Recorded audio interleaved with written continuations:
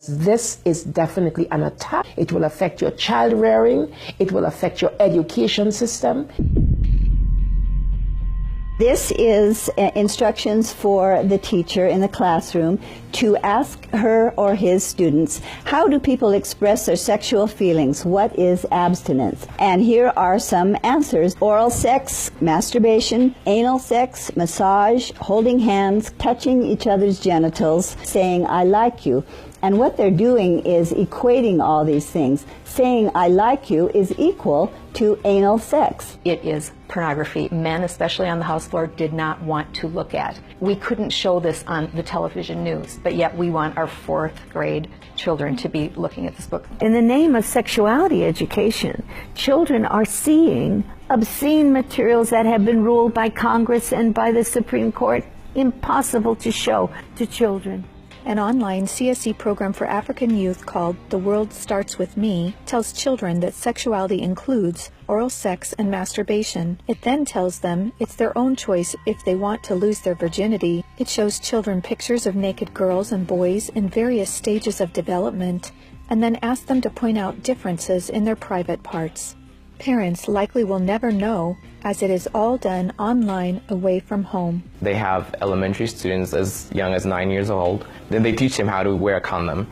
And they have this plastic genitalia, and they even have young girls. They're teaching them how to put a condom on a male genitalia and boys how to put a condom on a woman's genitalia without the knowledge and consent of the parents. They're giving them handouts, negotiating sexual encounters with other students.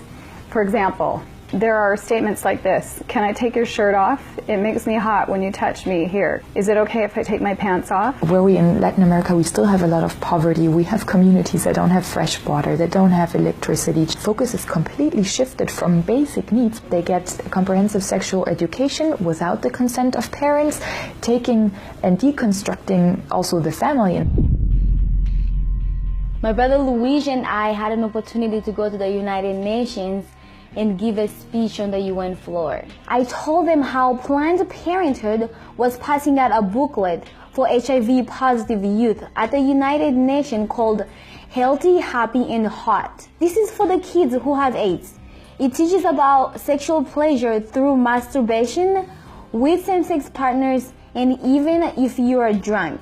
This pamphlet called Healthy, Happy, and Hot tells young people that you have the right not to disclose your HIV status to a sexual partner if you're not comfortable. It also tells young people that are HIV positive that if they decide with their partner not to wear a condom, that's their decision. The World Health Organization standards for sexuality education in Europe actually suggest that children ages 0 to 4 should be given information about masturbation and given the right to explore their gender identities. For ages 4 to 6, children should be taught about same-sex relationships and respect for different norms regarding sexuality.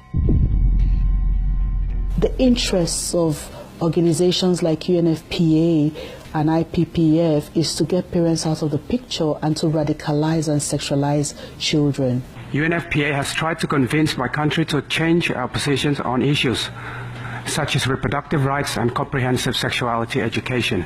Madam Chair, does the UNFPA think it can do this because Nauru is the smallest member state of the United Nations?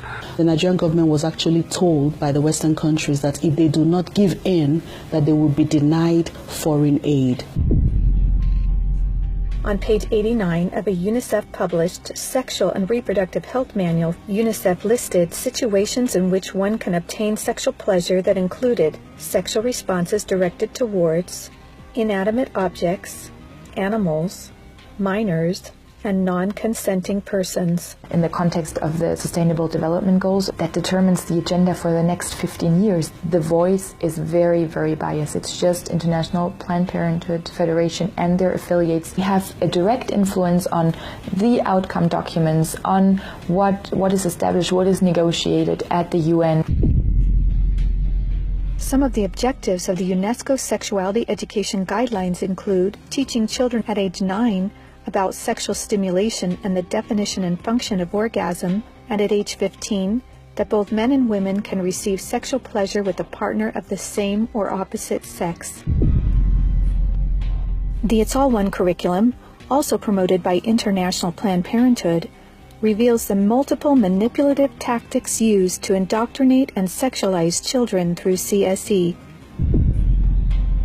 Like other CSE programs, It's All One claims, among other things, to be evidence-based, comprehensive, human rights, gender-sensitive, and culturally appropriate education that will increase young people's responsible decision-making, to reduce adolescent rates of pregnancy and sexually transmitted infections, including HIV. It's All One, however, like most CSE programs, is really just cleverly disguised abortion rights, sexual pleasure education, masquerading as human rights, gender, and sexual and reproductive health education. It aggressively promotes abortion. With over 112 references to abortion, It's All One has an obsessive focus on sexual pleasure, mentioning sexual pleasure 62 times. It promotes multiple sex acts and instructs children on how to stimulate themselves or their partner to orgasm. To explore their readiness, children fill out a worksheet that infers children are ready to have sex when you are feeling sexually attracted to the other person, and when you're feeling comfortable about telling the other person what feels good sexually. It teaches that human rights encompass sexual rights, including alleged rights to all persons to sexual expression and the right to seek sexual pleasure. Hooking children on sex is a multi-billion-dollar business for Planned Parenthood and other similar organizations. This is because children, or prospects, once sexualized, become Planned Parenthood customers, dependent upon their services. Comprehensive sexuality education programs are disguised under many names. They may be called comprehensive sex or sexual education, education on human sexuality, reproductive health education, information on sexual and reproductive health, family life education, teen pregnancy prevention, rape prevention, anti-bullying programs, HIV/AIDS prevention, and sometimes even abstinence or abstinence plus education. CSE programs usually falsely claim to be age-appropriate, evidence-based, healthy sexuality education that will prevent teen pregnancy, sexual abuse, STDs, and HIV. One of the handouts that concerns me the most is called the Genderbread Person. They teach that gender is a spectrum, that you can choose to be whatever you want. You could be all female one day and the next day feel like you're neither female or male. Frankly, it's confusing. It's mental molestation. We're confusing these kids as to what they are. From a medical perspective, when sexual freedom is the priority, then sexual health is going to suffer. There are laws in Oregon where children as young as 15 can get taxpayer-funded sex changes without parental consent. You can't have an aspirin at school without parental consent. However, a student could make these life-altering, permanent decisions without their parental knowledge or consent. Sexual rights, sexual education movements began with Dr. Alfred C. Kinsey. Kinsey actually had pedophiles measure with a stopwatch how many children could achieve what he called orgasms within a 24-hour period. Today, comprehensive sexuality education is based on this philosophy that children are sexual from birth, created by Kinsey. Say no to CSE! Say no to CSE! We've got to stop it.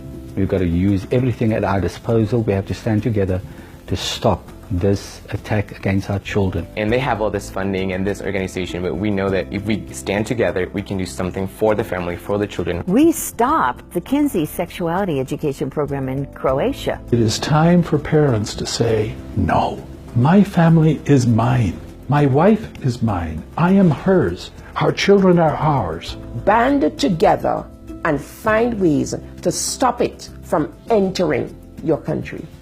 Men have to rise up, defend their family. On matters sexual, the fathers have got to stand up.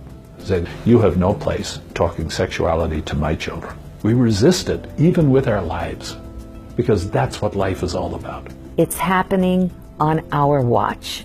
If we don't do something about it, it is all of us that carry that guilt. To learn more and to sign the petition to stop comprehensive sexuality education, go to stopcse.org. Together, we can and will protect the world's children.